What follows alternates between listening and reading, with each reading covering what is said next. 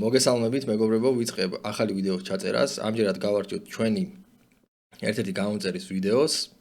იქნება NL20 და NL10 ლიდერბეტზე, ასევე არის რაღაც ტურნირი. მარცხენა ზედა კუთხეში. დავიწყოთ. პირდაპირ გადავიდეთ საქმეზე. ვიდეო ჯამში არის 9 საათი.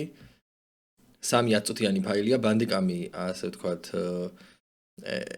ანუ demo ვერსია იწერს მხოლოდ 10 წუთს ვიდეოს და მე თიშავს ჩაწერას, შესაბამისად 3 ფაილად არის. ამ შემთხვევაში, თუმცა ბანდიკამის პირატული ვერსიის შოვნა ძნელი არ არის, თუ დასერჩავ ან ადვილად იძებნება, მოკლედ პირატული ვერსია, რომელიც ჩვეულებრივად შეუზღუდავი რაოდენობით იწერს იმას ვიდეოს. მაგრამ იმას კიდე თავისი მინუსები აქვს, შეიძლება რაღაც არ ვარგოდეს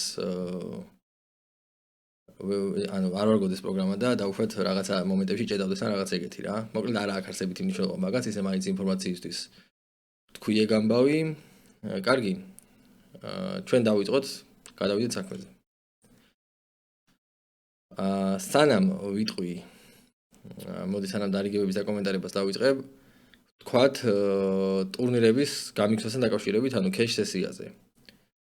ეს პირდაპირ ვიტყვი, რომ მაინამაც კარგი იდეა არ არის, თუმცა რა თქმა უნდა, მე ძალიან ხშირად ვაკეთებდი ამას ჩემი კარიერის სხვადასხვა ეტაპებზე. მაგრამ ჩემი ასე ვთქვათ, თლიანი პროფიტის რაღაც არსებითი ნაწილი ტურნირებზე მაქვს მოგებული, მაგრამ დღესდღეობით ხვდები, რომ არ არის კარგი იდეა. ერთ რამეზე კონცენტრირება არის უფრო მომგებიანი და ხო, ეხლა რატო საერთოდ შეიძლება, მოდი დავაპაუზებ ამას და ვიტყვი რა. მიგვიწევს ხოლმე გული რომ გავაკეთოთ, დავუშვათ დავიმატოთ ხოლმე ტურნირი და ბევრი მიზეზი შეიძლება ქონდეს ამას. ერთი ის რომ რაღაც ერთიანად რაღაცა ბანკროლის დაბუსტვა გვინდოდეს, დავუშვათ ტურნირი არის ეს შესაძლებლობა და კი ბატონო, ერთი ვარიანტი ეს არის. მეორე ვარიანტი ის არის რომ ექშენი არ იყოს საკმარისი დავუშვათ cash-ზე და ტურნირის დამატება გვინდოდეს რაღაცა ასე ვთქვათ რომ შევავსოთ ეს დანაკლისი ექშენის და დავუშვათ უფრო მეტი ექშენი ტურნირების ხარეს მიდის რა. ზოგადად პოკერომებიც როგორც ვატყობ, უფრო მეტად ტურნირებზე ცდილობენ ხოლმე რა, ექშენის მოხდვას და რაღაცა აკეთებენ რაღაცა გარანტირებულ საპრიზო ფონდებს, რაღაცა არეკლამებენ ამ ტურნირებს, ასე რაღაცა სერიებს აკეთებენ და ასე შემდეგ და ასე შემდეგ. რაც ნუ იდეაში ცუდი არ არის, მაგრამ ხო, cash მოთამაშეებისთვის არც ისე კარგია, იმიტომ რომ რეკრეაციული მოთამაშეების დიდი წილი მიდის ტურნირებში. ხო, არა უშავს მაგას. ხო, ნუ ეგ ერთი საკითხია. და ნუ ჩვენც ხანდახან გვინდა ხოლმე რომ რაღაც ექშენი შევავსოთ, დავუშვათ იმით რომ დავიმატოთ ტურნირი. თან ტურნირებზე არის ძალიან ადვილი შემოდგენილობები, ანუ cash-ისგან, cash-იც არ არის ახლა ამ ლიმიტებზე და ქართულ რუმებში ძნელი შემოდგენილობები, მაგრამ ტურნირებზე გაცილებით კიდევ უფრო ადვილი შემოდგენილობებია, ანუ თითქმის რაღაცა 8 მაქვს მაგიდაზე შეიძლება რაღაცა შენ გარდა ყველა რეკრეაციული მოთამაშე იჯდეს და ან იჯდნენ რეგულარები, რომლებიც ნუ რაღაც თლიანობაში უფრო cash-ის რეგულარები არიან ვიდრე ტურნირების. ხო, მით უმეტეს პატარა ლიმიტებზე. მაგრამ ეს ნუ ძალიან დიდ სარგებლს მაინც არ იძლევა. მე ვიტყოდი, მაინც არ არის კარგი იდეა. ერთ რამეზე კონცენტრირება არის უფრო მომგებიანი და კარგი იდეა არ არის, იმიტომ რომ ტურნირს აქვს განსხვავებული სტრატეგია, განსხვავებული დიზაინი და ის ემოციური დინამიკა, რაც იქნება ტურნირებზე, შემდეგ cash თამაშებში შეიძლება გახდეს მოტივაციის დაკარგვის ძალიან ხშირად მოტივაციის დაკარგვის საფუძველი შეიძლება გახდეს. აი მაგალითისთვის რომ მოიგებ რაღაც ტურნირს, სადაც დაუშვათ იყო პირველ ადგილზე საპრიზო პრიზი იყო პირველ ადგილზე დაუშვათ შენი cash თამაშების რაღაც 20 ბაინი, 25 ბაინი სიტყვაზე. აი დაუშვათ რაღაც 1000 ლარი მოიგე. პირველ ადგილზე ხედი 1000 ლარი მოიგე და ხარ NL50-ის რეგულარი. ან მით უმეტეს აი NL20-ის რეგულარი თუ ხარ, 50 ბაინი დააპლიუსე დაუშვათ ტურნირზე, ხო? მეორე დღეს ძალიან პატარა მოტივაცია გექნება იმისა, რომ cash-ზე იჯდე და დაუშვათ იქ რაღაცა 70 და 80 წრიან პოტებში ოპონენტებს, ასე ვთქვათ, ოპტიმალური გადაწყვეტილებებით ებრძოლო რა. ეს ერთი ვარიანტია და მეორე ვარიანტი, კიდევ უარესი, უფრო ცუდი ვარიანტი არის ის, რომ როცა ანუ პრეფინალურ მაგიდაზე ვარდები, ან რაღაც ფინალურ მაგიდაზე თავიდანვე ვარდები მე-7 მე-8 ადგილზე, ეს ძალიან დიდი დემოტივაციაა ხოლმე და ტილტის საფუძველი შეიძლება გახდეს. მოკლედ, ტურნირი შეიძლება გახდეს ერთის ხრივ წარმატების შემთხვევაში დემოტივაციის საფუძველი და წარუმატებლობის შემთხვევაში და მარცხის შემთხვევაში კიდე ტილტის საფუძველი. კიდე არის ეგეთი რაღაცა მესამე პრობლემა ტურნირებთან დაკავშირებით, ანუ ქეში მოთამაშის განმოსახედიდან ვამბობ რა. მესამე პრობლემა არის ეგეთი, რომ შეიძლება უბრალოდ ტურნირები დისპერსიულია მოგეხსენება და შეიძლება რავი ძალიან ზედიზედ რავი 10, 15, 20 ტურნირიც რავი დარეგისტრირდა იქ რაღაც კაროლდამა დააოლინო ვიღაცამ დაგიქოლოსაც ვალეჩვიდიანი მოგიგოს და ეგრევე გავარდე და მოხდეს 20 ჯერ ზედიზედ ეგეთი რაღაცა და საბოლოო ჯამში გამოიხედო და რაღაც 20 ბაინი გაქვს დატოვებული ტურნირებზე ისე რომ არც ერთი საპრიზო არ გაქვს დადებული. ეგეთი რაღაცაც ხდება ხოლმე ძალიან ხშირად. მithomeda დისტანცია არ აქვს და ერთ სესიაზე ერთ ტურნირს თამაშობ რა. შეიძლება რავი 20 დღის მანძილზე უბრალოდ ერთ ტურნირი ვერ მოიგო. და ეს უკვე რაღაცნაირი იმედგაცრუების მიზეზი ხდება სინანულის და რაღაც ეგეთების. შესაბამისად, ემოციურად მე მაგალითად ქეშზე ლიმიტების გამიქსვაც არ გამომდის კარგად და ტილტის საფუძველი ხდება ხოლმე ძალიან ხშირად ლიმიტების გამიქსვა, მაგრამ უბრალოდ სხვა საშუალება როცა არ არის და ექშენი როცა არ არის ერთ ლიმიტზე, მიწევს ხოლმე ლიმიტის გამიქსვა და მაგას კიდე რაღაცნაირად ასე ვთქვათ ქვედა ლიმიტიდან როცა იმატებს მაგიდებს რაღაცნაირად ვაბალანსებ ხოლმე რა ემოციურად, მაგრამ აი ტურნირის გამიქსვა უფრო პრობლემურია ჩემი აზრით. მინიმუმ ან არ უნდა გამიქსო ჩემი აზრით ტურნირები, ან ეს ყველაფერი ეს ფაქტორები, რაზეც ვილაპარაკე, ამ ხედველობაში უნდა გქონდეს და რაღაცნაირად ასე ვთქვათ, დარეგულირებული უნდა ქონდეს, ან შეხედულებები ამ მიმართულებით, ან მზად უნდა იყო აი ამ გამოწვევებისთვის, რაც ახლა ავხსენი რა. ამას ვიტყოდი არა მხოლოდ ამ შემთხვევაში ჩვენი გმირისთვის, არამედ ყველასთვის, ვინც თამაშობს ქეშ თამაშებს და მიქსავს ტურნირებს და ესეთები ძალიან ბევრი არიან, თითქმის ყველა ვართ ესეთი. ხა მეორე საკითხია რაღაც ნაჩუქარი ბილეთით ტურნირის თამაში ან რაღაცა მსგავსი ან ფრიროლის თამაში ან რაღაც ეგეთი ეს ყველა პრობლემები იქაც არის ანუ უეჭველად მაგრამ ნუ გაცილებით უფრო პატარა დოზებით რა ეხლა ნაჩუქარი ბილეთი რო ტურნირს ითამაშებ ნუ გასაგებია რომ ან ფრიროლს რო ითამაშებ გასაგებია რომ არანაირი პრობლემა არ არის მაგრამ ხო მაინც აი ეს რომ პრეტფინალკაზე გავარდები ან ფინალურ მაგიდაზე გავარდები ან რაღაც ძალიან დიდი უპრეტესტობით გავარდები ტურნირიდან, ნუ ის იმედგაცრუებას მაინც იწვევს და შემოტილტიც მაინც გამოიწვევს, მაგრამ ნუ ისე არა, როცა იხდი ფულს ტურნირზე. კიდევ თქვა ესეთი რაღაცა, რომ ტურნირს როცა რეგისტრირდები და ქეშზე თუ NL20 თამაშობ, ტურნირზე 20 ლარიან ტურნირზე დარეგისტრირების უფლება საკუთარ თავს არ უნდა მიცე რა, ანუ ბანკროლის გადმოსახედიდან ტურნირზე გაცილებით ღრმა ბანკროლს მოითხოვს ტურნირები და შესაბამისად ხო 20 ლარიან ტურნირებს თუ ქეშს თუ თამაშობ, რავი 5 ლარიანზე ძვირი ტურნირი, ჩემი აზრით, არ უნდა მიცე საკუთარ თავს უფლება რომ დარეგისტრირდე. კიდე ტურნირის ბაინი არ განისაზღვრება იმ ბაინით, რაც უბრალოდ აწერია ზემოდან. ტურნირის ბაინი თუ რებაი შეიძლება ტურნირზე გაითვალისწინო რებაის ჩათვლით და თუ ედონით შეიძლება ტურნირზე გაითვალისწინო ედონის ჩათვლით. ნუ რიენტრი არა, რიენტრი ჩვეულებრივი რაღაცა არის ის შეიძლება არ მიიღო მხედველობაში, მაგრამ რებაი თუ შეიძლება, ანუ ჩიპების დამატება სასტარტო სტეკზე, ეს არის აუცილებელი რომ დაიმატო, იმიტომ რომ გაძლევს უპირატესობას. თუ უპირატესობას დათმობ და ისე ითამაშებ, ნუ ეს რა თქმა უნდა ამითი expected value შეგიმცირდება და ხო, ნუ მოკლედ უნდა გაითვალისწინო რომ ტურნირი როცა 50 ლარი აწერია ტურნირს, მაგრამ რებაია, სიამოვნებაში 100 ლარიანი ტურნირია რა, მარტივად რო თქვა რა. თუ ედონით შეიძლება 150 ლარიანი ტურნირი, თუ ორმაგი რებაი შეიძლება, აი აჭარაზე არის მაგალითად ტურნირები, სადაც რეგისტრირდები და შეიძლება ორმაგი რებაი დაიმატო. ნუ იქ ორი ბაი დაამატო. კარგი. ეხლა ბევრი ვილაპარაკე მე ამ ტურნირებზე და ქეშზე, მაგრამ მნიშვნელოვანი თემაა ჩემი აზრით. ზოგადად პოკერში ესეთი საკითხები, აი ესეთი მაგიდებს მიღმა ფაქტორები ძალიან მნიშვნელოვანია. იმიტომ რომ მაგიდებზე ეხლა ჩვენ მithomeda მიკროლიმიტებზე ძალიან ადვილი შემადგენლობებში გვიწევს თამაში და მეტნაკლებად უკეთეს გადაწყვეტილებებს ვიღებთ ვიდრე ჩვენი ოპონენტები რა.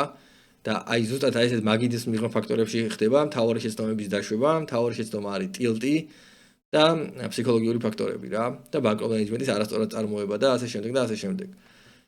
ხო, რა თქმა უნდა თვითონ თამაშის ასე ვთქვათ სტრატეგია მნიშვნელოვანია, მაგრამ სანამ მაგაზე დავიწყებთ ლაპარაკს თამაშამდე უნდა ვიყოთ კარგად მომზადებული, რომ უკვე დავჯდებით სათამაშოდ და მე დავიწყებთ ამ სწორი გადაწყვეტილებების მიღებას რა. შესაბამისად ვფიქრობ, რომ მნიშვნელოვანი საკითხია და ამაზე მაგალითად არ დამეზარა ამდენი ლაპარაკი რა. კარგი, მე მგონი ამოვწურე ეს საკითხი ტურნირთან დაკავშირებით და დავიწყოთ. ხო, და კიდე ის ხო ერთს დავამატებ კიდე რომ თუ მაინც ტურნირებს თამაშობ, უნდა კონდეს რაღაცა ის საბაზისო დონეზე მაინც რაღაცა ტურნირების სტრატეგია ნასწავლი, იმიტომ რომ ქეშის სტრატეგიისგან ძალიან განსხვავდება, ეხლა აი 10 ბლაინდის სიღრმეში შესაძლებს თამაში და 100 ბლაინდის სიღრმეში ძალიან განსხვავებული თამაშია, შესაბამისად არის კიდე ICM-ი, ანუ independent chip მოდელი, სადაც ასე ვთქვათ, საპრიზო კატეგორიების მხედველობაში მიღება ხდება, არა მხოლოდ პირდაპირ expected value უნდა იანგარიშო, ანუ chip value, არამედ აი ეს ICM-ი, ან ჩიპებისგან დამოუკიდებელი მოდელი, რაც იგულისხმება ეს საპრიზო კატეგორიების ხედელობაში მიიღება, სადაც აი ძალიან ტაიტი თამაში მიდის, ან დიდ სტეკს ძალიან დიდი უპრეტესობა აქვს, პატარა სტეკებთან მიმართებაში, განსაკუთრებით დაშუალო სტეკებთან მიმართებაში და მოკლედ აი ეს რაღაცეები უნდა იცოდე რა, როცა ტურნირებს თამაშობ. მარტო ქეშის ნასწავლის სტრატეგიით ტურნირების თამაში, არ აქვს დიდი შედეგი, კარგ შედეგს არ მოიგდანს რა ეს ყველაფერი რა. კარგი. დავიწყოთ ახლა უკვე გავარჩიოთ ჩვენი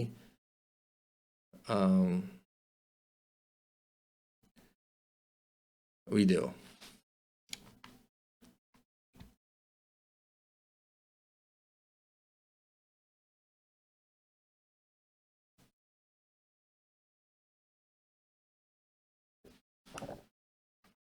ეს კარლ დამის ფუში. აბსოლუტურად სწორი ფუში იყო, შეიძლება ითქვას. აი ტუზები, ამ მირეიზის შემთხვევაში ისევ ფუშია. მირეიზი რო ყოფილიყო ტუზების დაფუშვას ისე აქ მინრეიზი ჯობდა ბატონიდან რა თქმა უნდა, მაგრამ მინრეიზის მერე ფუშია უკვე. რომ ესა დაატრიბეთო ხა ეს ამ სიღრმეში, ანუ 10 ბლაინდის სიღრმეში უფრო ძლიერი ჰენდის დემონსტრირება ვიდრე ოლინი რა.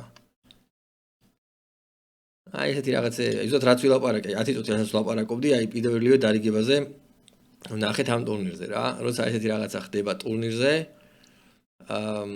ეს შეიძლება გახდეს ტილტის მიზეზი, ან ქეშზე, იმიტომ არ შეიძლება გახდეს ეს ტილტის მიზეზი, ქეშზე შეიძლება, როგორ შეიძლება, მაგრამ ქეშზე უფრო ნაკლები პრობლემა, იმიტომ რომ რეგულარულად უკვე ამასთან შეხება და მეტნაკლებად ასე ვთქვათ,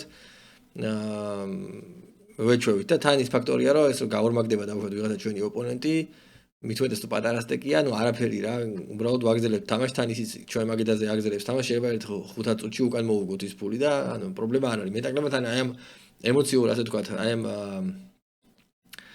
ვერ მოვძენეს სწორი სიტყვა, ასე ვთქვათ, აი ამ swing-ებს რა, ემოციურ swing-ებს.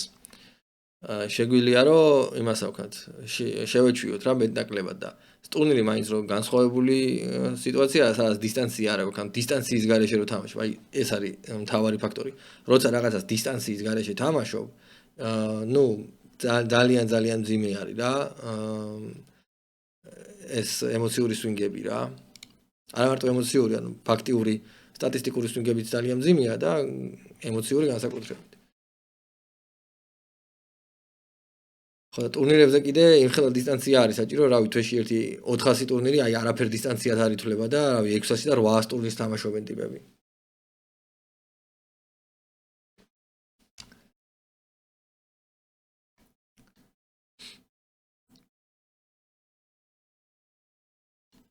თუმცა ტურნირები მით უმეტეს მიკროლიმიტებზე, ხა თუ ტურნირებს ითამაშებს ადამიანი და აი იმინა ტურნირების რეგულარი გახდება,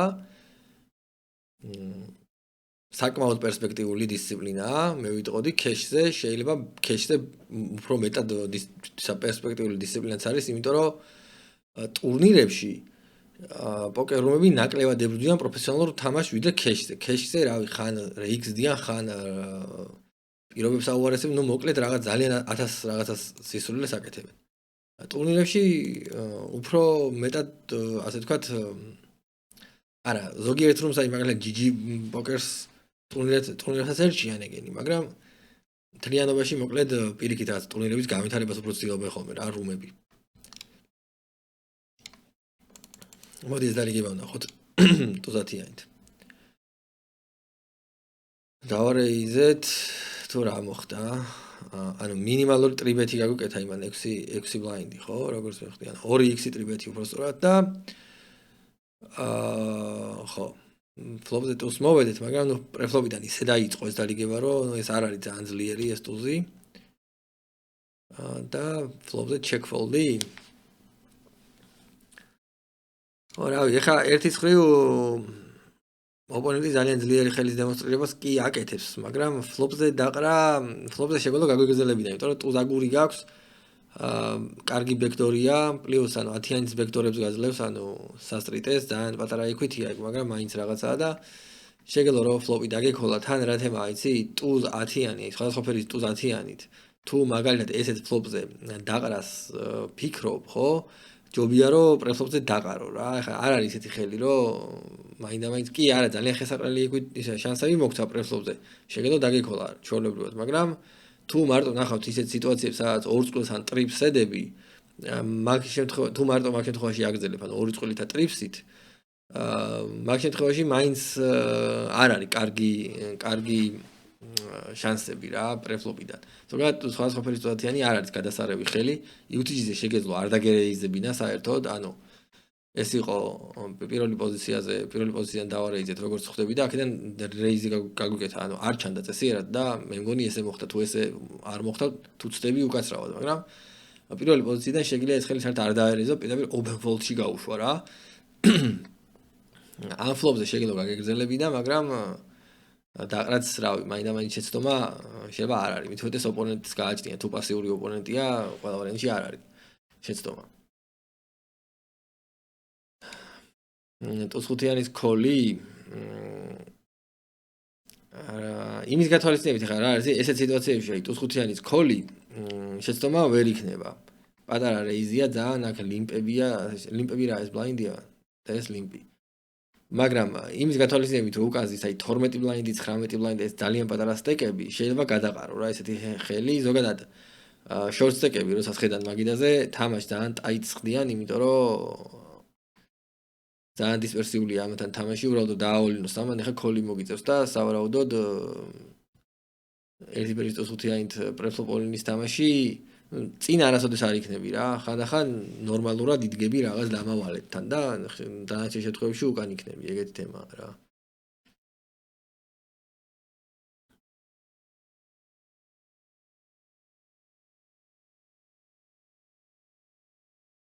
თუმცა რაც მოხდა ეხა ესეც მოხდება ხოლმე და მაგ სიტუაციაში ალბათ შეიძლება არ არის ცუდი ქოლი ეს ტუზ-5-იანი რა. თუ რა თქმა უნდა არა, ოპონენტები რეკრეაციული მოთამაშეები არიან აშკარად, საიზინგიდან გამომდინარე ეს რეგულარი ეგეთ საიზინგს არ გააკეთებდა.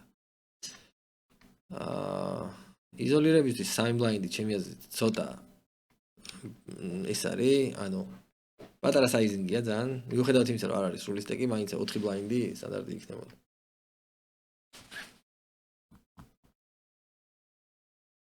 ანუ კაროლებით ძალიან easy დარიგება რეფუში, ქოლი ჯობდა. რეფუში ქოლი ჯობდა. აი აქ უკვე ფუშია.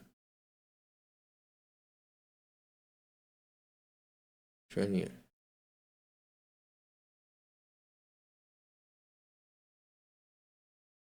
ხო, კიდე ერთი რაც ხდება თვალში და რასაც ვატყობ, ოპონენტებზე ნოცებს ვერ ხედავ საერთოდ. ანუ ოპონენტი, არც ერთი ოპონენტი მონიშნული არ არის და არც ერთ ოპონენტზე არაფერი ნოცი არ აქვს და გირჩევდი რომ მონიშნო ოპონენტები აქტიურად, რომ ძირითადად ახლა აქ უმრავლესობა მოთამაშეების რეკრეაციული მოთამაშეები არიან რა თქმა უნდა, მაგრამ მაინც აი ერთ რეგულარს ხედავ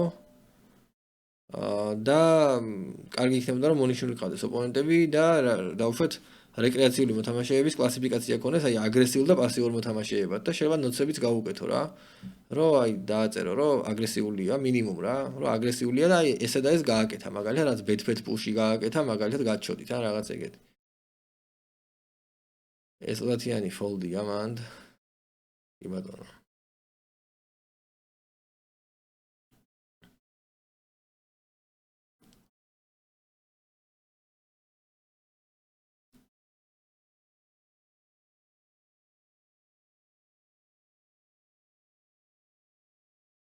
ტუზ-9-ით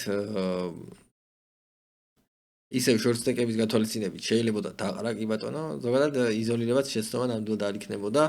ეს არის აი სიტუაცია, კლასიკური სიტუაცია, სადაც აი ტუზ-9-იანი გიჭირს სხვადასხვა ფერის ტუზ-9-იანი, ხო? ეხა ისე ზოგადად არ არის ძლიერი ხელი სხვადასხვა ფერის ტუზ-9-იანი, რომ წარმოიდგინე, მაგრამ როცა ესე შორტ სტეკებში თამაშობთ, აი ამ ხელის წონა საკმაოდ იმატებს ჩემი აზრით, იმიტომ რომ ეს ოპონენტი ძალიან ბევრ ნაგავს ლიმპავს, შეიძლება აქ 4 ბლაინდი რეიზი გააკეთო ხოლმე, ან პრეფლოპზე ფოლდებს მიიღებ და წაიღებ კდარფულს, ან უბრალოდ ყველა დაყრის ეს დაგიქოლავს. მე ფლოპზე აგრესიას გააგრძელებ ერთ-მესამედს და დაყრის რა. აი კლასიკური ის არის შემთხვევა, როგორ უნდა შეუტიო ლიმპერებს რა. კი, პატარა სტეკი რო აქვს, არ არის ეს ხელსაყრელი, მაგრამ ისეთი ძალიან პატარა სტეკიც არ აქვს რა, შეიძლება ეგეთი მანევრის გაკეთება. 30 პლუსის ბლაინდი როცა აქვს ოპონენტს, შეიძლება ეგეთი რაღაცა და 1/13 ნახევარი პოტი კარგად მუშაობს ხოლმე იმაზე ფლოპზე, კარგად იპარავ რა ეგეთ პოტებს. იზოლეით პოტებს. ტუცხიანი საკმაოდ ნორმალური ხელია რა.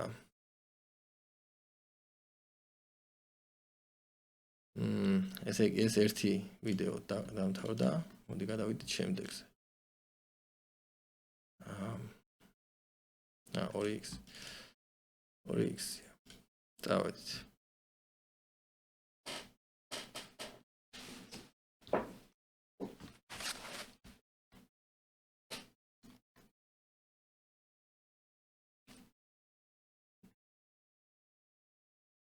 სამი ოპონენტის წინააღმდეგ. ნახევარი პოტი რა. ის არის.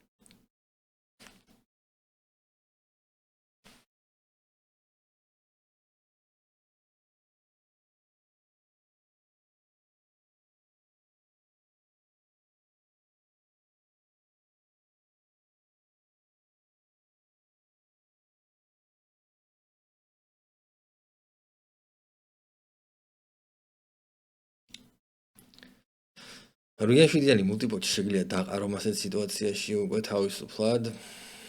კი ბატონო.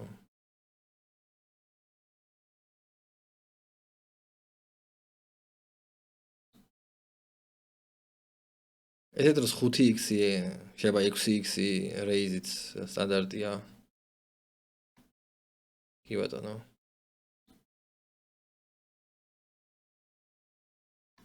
ესე კაროლთან რა მოხდა? საიზინგი მოწოს ძალიან იზოლირების, შეიძლება თავისუფლად დიდი საიზინგის ხმარება. თუ იცი რომ კოლავს ოპონენტი.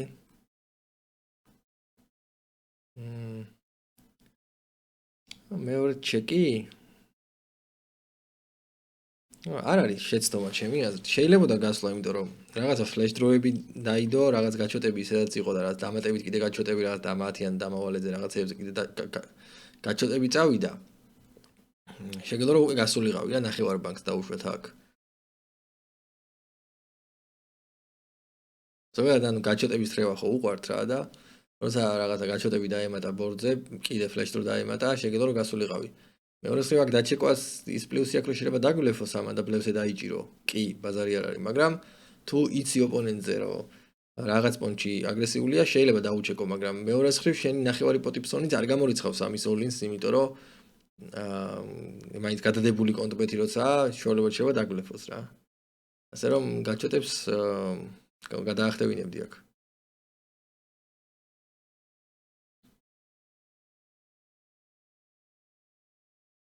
რივერზე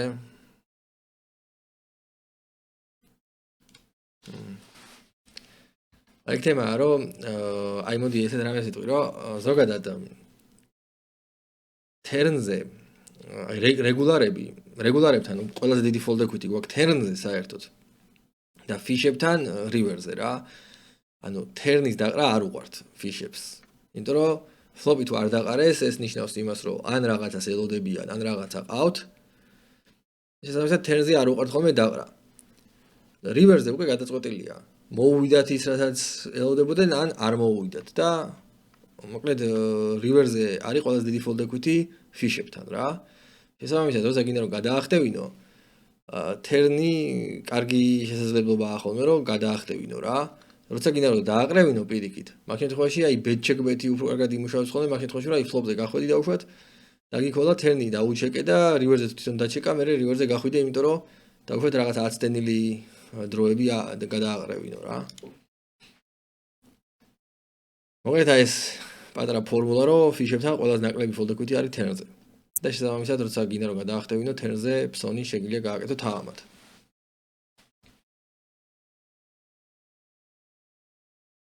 და რეგულარებთან პირიქით. რეგულარებთან ფლოპზე ისე კი არა, თერნზე ძალიან დიდი ფოლდეკვიტია რა.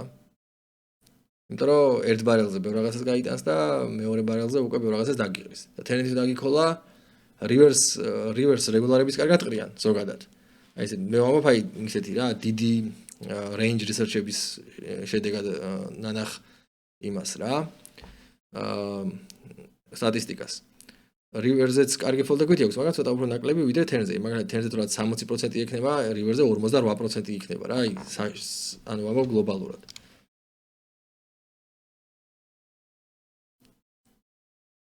და ფიშებში კიდე პირიქით.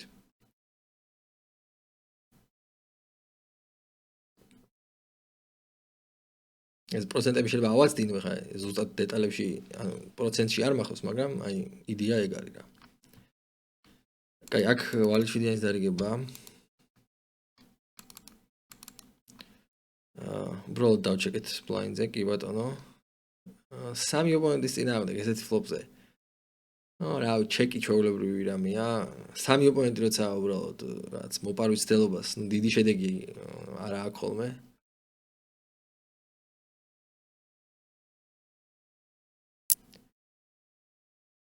კი ბატონო. River-ზე იმედია შვიდიანი გაგვატანინებს.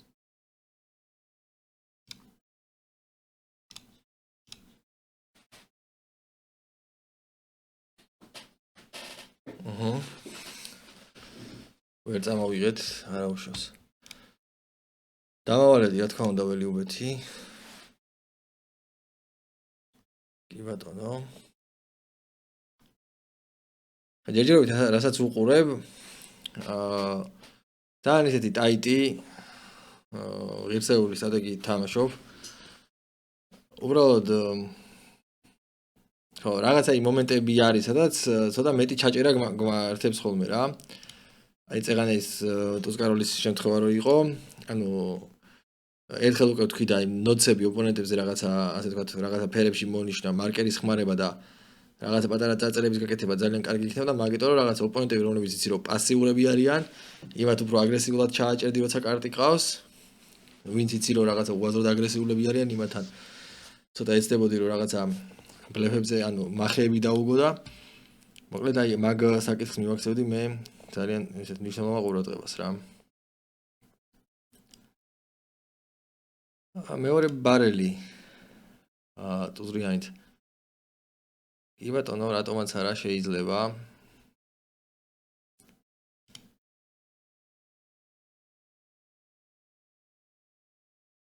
River-ზე უკვე ასენი ფლეშ რო ალბათ ვეღარ იბლეფებდა, მაგრამ მეორე ბარელი თავისუფლად შეიძლებოდა. უპოზიციოდ განსაკუთრებით.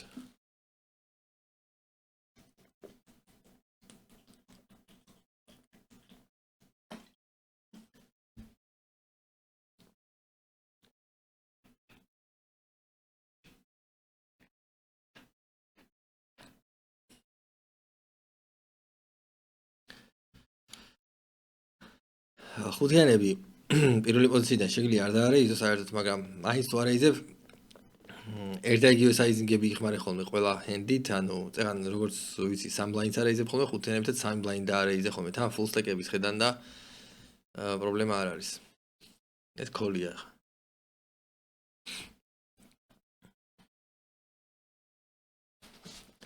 მან ფოლდია ჩორლოთ ხუთიანები, არაფერზე ფიქრი აღარ არის საჭირო ჩემი აზრით. ეს კარლ შვიდიანი, ერთი ფერის კარლ შვიდიანიც, ხა კატოფზე ჩორლოთ შეიძლება შეუტიო ბლაინდებს, საკმაოდ ძლიერი ხელია. მოდი კიდე ერთ საკითხს ვიტყოდი, რომ პრეფლოპ მოდელზე, მოკლედ პრეფლოპ მოდელზეც ჩავიხედებოდი რა. არა ეს ახლა ხუთიანებთან მეორე პოზიცია გამოვიდა, ანუ MP გამოვიდა ერთი კაცი რო არზის, მაგრამ ნუ მაინც ხუთიანები მაინც არ არის აუცილებელი მაგიდან რომ დაარეიზო. ექვსიანებიდან შეიძლება დაიწო და არეიზება ექვსიანებიდან, თუ შორტ სტეკები არიან შეიძლება ექვსიანებიც არ დაარეიზო. აქ მან და არიან full stack-ები და ხუთიანებიც ნუ შეიძლება პლუსში გაიყვანო. გამორიცხული არ არის.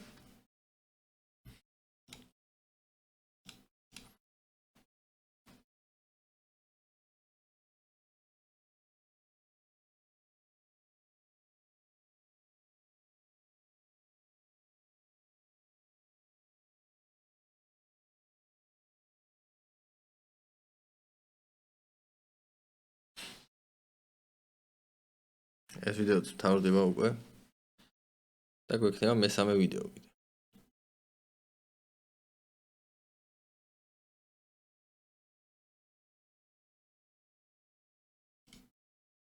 ეს ფლოპი თავისუფლად აგრესია შეგიძლია გააგრძელო ამ ფლოპზე. კარგი ფლოპია. მანდ ახლა ფოლდი ხარ.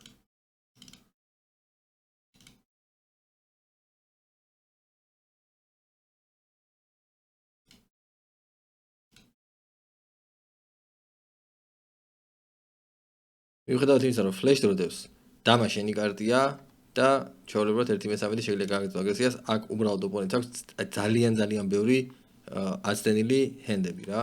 რაც, საერთოდ არაფერს არ მოედო, უბრალოდ რაღაცა ვალეთ ხუთიანი, გული მაგალითად და ყრის, რასთანაც შენ იდეაში უკან ხარ რა. 1/3 საკმარისი იქნებოდა.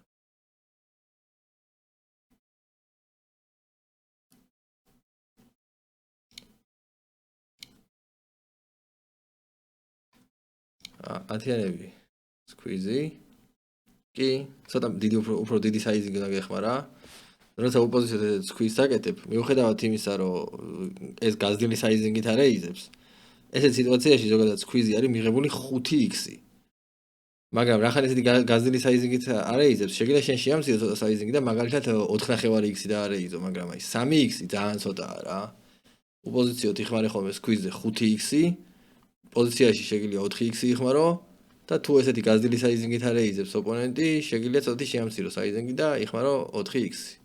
4.5, უფრო 4.5 იქნება სწორი. იმიტომ რომ ამაზე თითქმის ყველაფრით დაქოლვა უწევს რა და შენათიანებით რაღაცა კაროლ ვალეტებისგან და დამა ვალეტებისგან ქოლის ნახვა აქ არ გინდა რა, ეგეთი თემაა.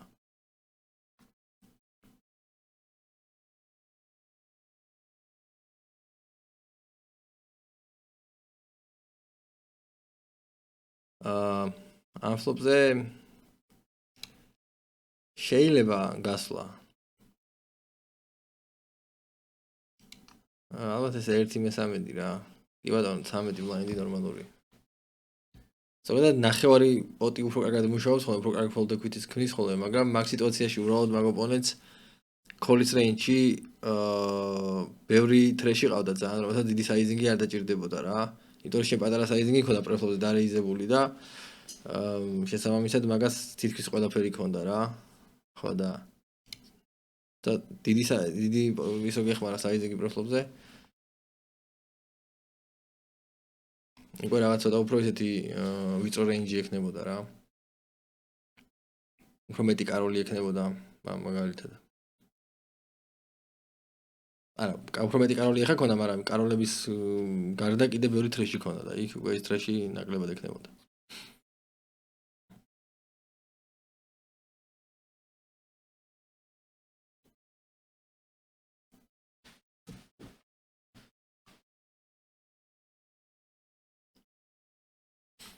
ვალეტიანისთვის კაი ფლოპი არ არის, მაგრამ აგრესიის გაზრდება მაინც შეიძლება. ნორმალური საიზინგია. მეორე ბარელიც ალბათ და უკვე რივერზე, აი მან მეორე ბარელი იყო აუცილებლად საჭირო რა. ძალიან უხერხემლო სიტუაციაში ჩადექი რა საბოლოო ჯამში, აი ხარ რისით გამიდა. ამ თერნზე მეორე ბარელს თან დიდი საიზინგით თუ გააკეთებდი პოტბეტს ან ოვერბეტს ან მინიმუმ 3/4-ს რა.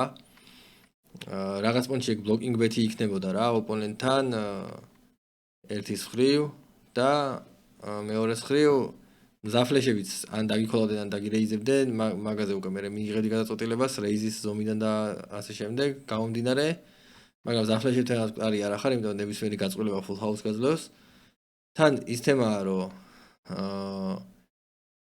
აქ შენ იმას იზავდი კოლს მიიღებდი ფლეშის მოლოდინე ხელებისგან რაღაცა ცალი გული რა ხელასაც ეჭირებოდა ყველაფრისგან ეხლა რივერზე რო ეს ფსონი მიიღე აქ ეხლა უკვე ისეთი თემაა რომ სავარაუდოდ დაქოლვა გიწევს მაგრამ რავი ან გამოვა ან არა აცდენი ფლეშ დროებს აქ ოპონენტი რა და თერნზე კიდე ძალიან ხშირად გადაიხდის რა ეგ თემაა და შესაბამისად თერნზე ჯობია შენ გადაახტევინო ვიდრე იმის იმედი ქონდეს რომ რივერზე თვითონ გამოვა რა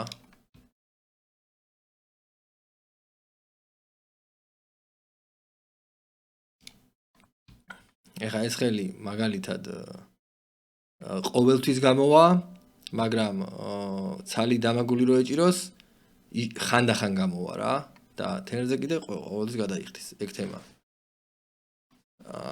თან ის არის კიდე რომ თერზე რო გადიხარ, თუნდაც ამ ხელის წინააღმდეგ თერზე ახდევინებ, რივერი რომ მოგცეს ვალეტი ან გაგიწყვილოს, ხო? უკვე ძალიან კაი შესაძლებლობები გეძლევა ამ ხელის წინააღმდეგ რა. ანუ უკვე სტეიკზე თამაშის შესაძლებლობაც გეძლევა რაღაც მომენტში. მოკლედ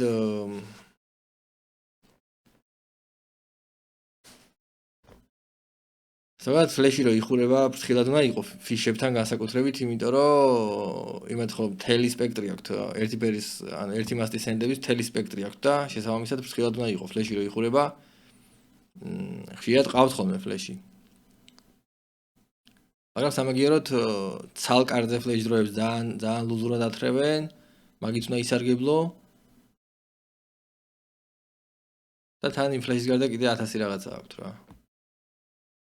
აი მოკლედ ისე რომ გავაკეთო, გლობალურად რო თქვა, აი როგორი სტრატეგია მუშაობს აქ, სადაც ეხა თამაშობ.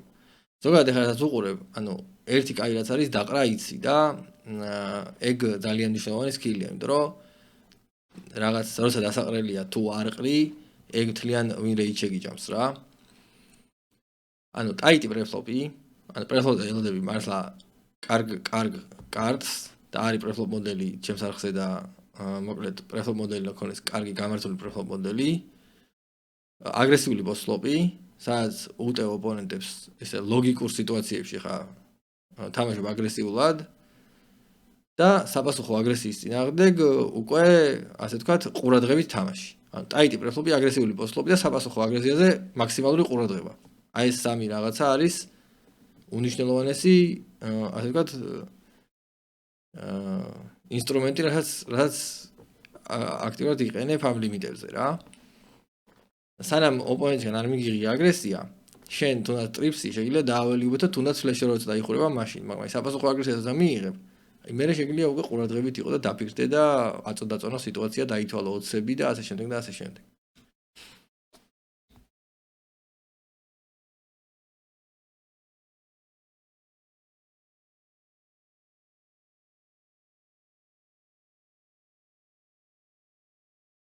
საიზინგი მანდ და დიდი საიზინგი. კაჭო პრესლოზე ტრიბეთებს და იმასაც შეეხება. სკვიზებს, ცოტა დიდ საიზინგებს ვიხმარდი რა. ან 9 ბლაინდი დაიმახსოვრე ტრიბეთი აი, მოდი თქვა ესე 9 ბლაინდი პოზიციაში, ან მინიმუმ 8 ბლაინდი და 12 ბლაინდი უპოზიციოთ რა. დაახლოებით ეგრე. ზოგადად 3x და 4x-ია ეგრე სტანდარტი, ან 3x პოზიციაში და 4x უპოზიციოთ, მაგრამ როცა ოპონენტი 3 ბლაინდზე ნაკლებს არ ეიზებს, შენ მაინც 9 გადაარტყი ხოლმე რა. მithumetes ახლა როცა ტუზები გიჭირავს და როცა რეკრეაციულ მოთამაშეებს ეთამაშები, აქ არანაირი ბალანსზე და არაფერზე არ არის საუბარი. ოპონენტი სავარაუდოდ რავი, ზად არის ყველაფრისთვის და არეიზა 2 ბლაინდი გადაარტყი 9.5 და ნებისმიერ ფლოპზე დააოლინე რა. მარტივად გაათამაშე არანაირი ყოველგვარი თავისატკიების გარეშე.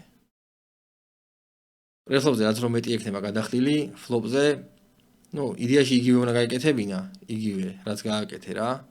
ოღონდ ცოტა უფრო პატარა SPR უნდა ყოფილიყო ფლოპზე და უკვე კითხვის ნიშნები აღარ უნდა ყოფილიყო არანაირი. ამ ოპონენტმა OES-ზე დაიჭირა და ყველაფერი გადაიხადა, მაგრამ OES-დან როცა არ ქონოდა სიტყვაზე რაღაცა 6-იანი სყვილი ქონდა რაღაც ეგეთი, იმ შემთხვევაში იმის გადახდას მოუწევდა რა.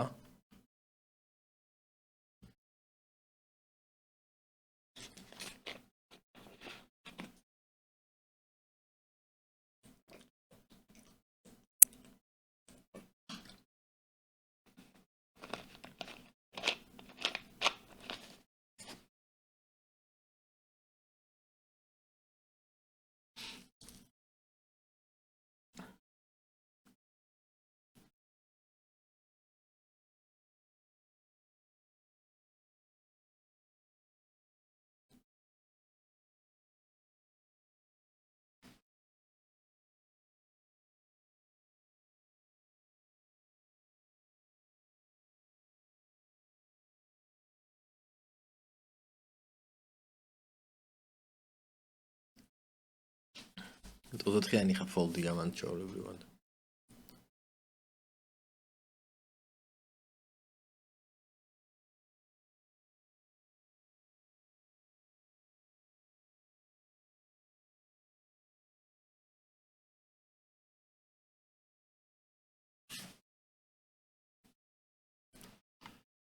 კი ბატონო.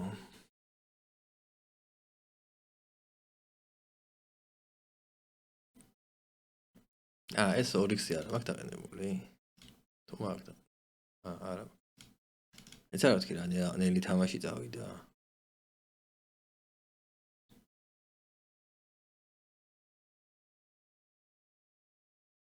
ანდეს ფიქრობენ მეთქი ოპონენტები მეთქი რა ჭირდა.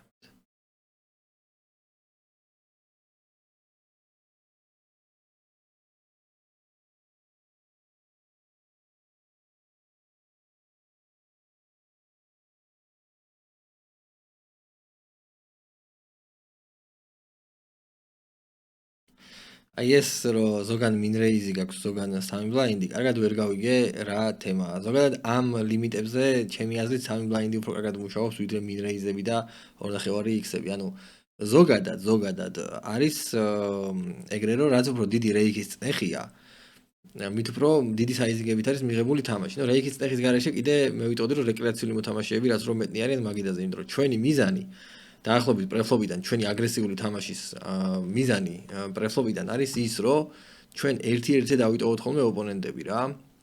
და როცა ძალიან ბევრი ქოლებია, ჯობია ცოტა დიდი საიზინგი ვიხმაროთ ხოლმე რა, მაგალითად სამი ბლაინდი. ხო და შესაბამისად, ხო, ყველაფრით სამ ბლაინდს ვიხმარდი. კი, რაღაც ბატონიდან მომენტ შეიძლება 2.5 დაარეიზო, იმიტომ რომ დაუშვად ნაკლები ოპონენტები არიან დარჩენილი. და თან ის არის რომ პოზიცია გაქვს ყველა ვარიანტში და ქოლების ნაკლებად გეშინია. თან ის ფაქტორია რომ ლიდერზე კარგი რეიქბექია. ნუ კარგი რეიქბექი რა, ნუ ის დეპოზიტ ბონუსი გათვალისწინებით რა, დეპოზიტ ბონუსი იმედია ჩართული გაქვს, ალბათ ჩართული იქნება. თუ არ გაქვს ჩართული, მიწერე რომ დეპოზიტ ბონუსი გინდა გააქტიურო და გაგიაქტიურებენ ჩვეულებრივად. და ცოტა პატარა თანხა გააქტიურებინა იმდენი, რამდენსაც ორთოში მოასწრებ რომ დაარეიქო რა. ამ ლიმიტებისთვის ალბათ რავი ერთი არ ვიცი ამდენი, მაგრამ ალბათ ერთი 300-400 ლარი შეიძლება. ან ერთი 200 ლარი და დავუშვათ რომ მე მეორედ ჩართოვინებ და არა ალბათ გექნება ჩართული, მაგრამ ისე მომფა ვინც არ ვიცის რა. ანუ 1-200 ლარს ალბათ ერთში მოასწრებ რომ დაარეიქო და ანუ 600-დან დაარეიქო რომ 200 გაანაღდო და ალბათ ერთში მოასწრებ და ერთში ერთხელ რომ გაანაღდო, კაი ბონდია რა. ხო და ანუ რეიქის წეხი დიდი არ არის თქო რა, მაგის თქვა მინდა აქ. მაგრამ მაინც ძალიან ბევრი ქოლები რახან არის, ჯობია რომ დიდი საიზინგებით ითამაშო. შედარებით.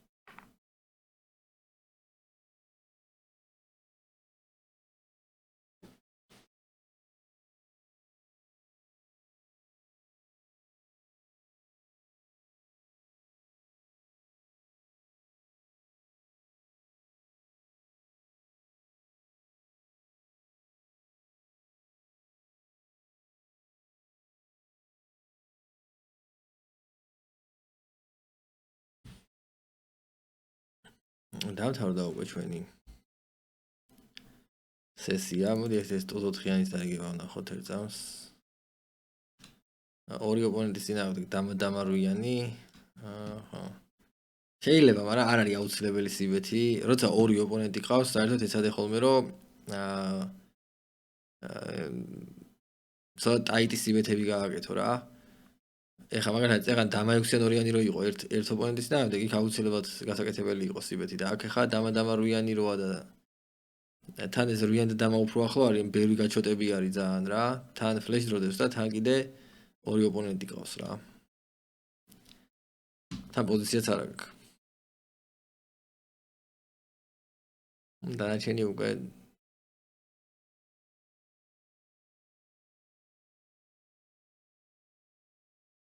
საინტერესოს მანდ ვერაფერს მოვიფიქრებთ. კაი, ეგ არის მე მგონი, დავამთავრეთ. მთლიანობაში გლობალურად შეჯამება რომ გავაკეთო, საკმაოდ ნორმალური თამაში ვნახეთ. ერთი რაც კაია, ის არის რომ რაღაც ცოტა საეჭვო სიტუაციებში დაყრა შეგიძლია და ეგ კარგია. რაც ცოტა ისეთი მოსამატებელი არის, აგრესია არის მოსამატებელი, ანუ value bet-ებში, სადაც ცოტა მეტაკლებად ძლიერი ხელი გაქვს რაღაცა სავარაუდოდ ოპონენტის range-დან შედარებით უპირატესი ხელი გაქვს. მაგან უნდა ჩააჭირო ხოლმე ცოტა უფრო აგრესიულად, ცოტა უფრო დიდი საიზინგებით. პრეფლობიდან ცოტა უფრო დიდი საიზინგები უნდა იხმარო. რეინჯებს რაც შეეხება, რეინჯები პირიქით, გახვედი რეინჯებიდან რამდენჯერმე ჩემი აზრით, იყო იქ რაღაცა +5-იანი შემთხვევა, როცა small blind-ზე college შეიყვანენ, როცა არ იყო აუცილებელი, +30-იანი პირველი პოზიციიდან, 5-იანები პირველი პოზიციიდან, როცა ამდენი ფიშები და შორტსტეკების ხედავთ მაგიდებზე, არ არის აუცილებელი ეგეთი ხელების დარეიზება, შესაბამისად preferred models მაინც გადავხედავდი მე ცოტათი. თუ გინდა მე ჩაგიდებ PDF-ს, რავი, მომწერე და ჩაგიდებ PDF-ს preflop-ისას და სკვიზებში და ტრიბეთებში ცოტა საიზიგების მომატება. მოკლედ, ისევ აი ფორმულა რაც არის რა, რაც წეგან თქვი, ეგ არის ტაიტი პრეფლოპი, აგრესიული პოსტფლოპი და ყურადღება მაქსიმალური საპასუხო აგრესიაზე. კარგი, ამ ხიარულ ნოტაზე დავასრულოთ და ალბათ თქვენ იცით წარმატებებს გისურვებთ.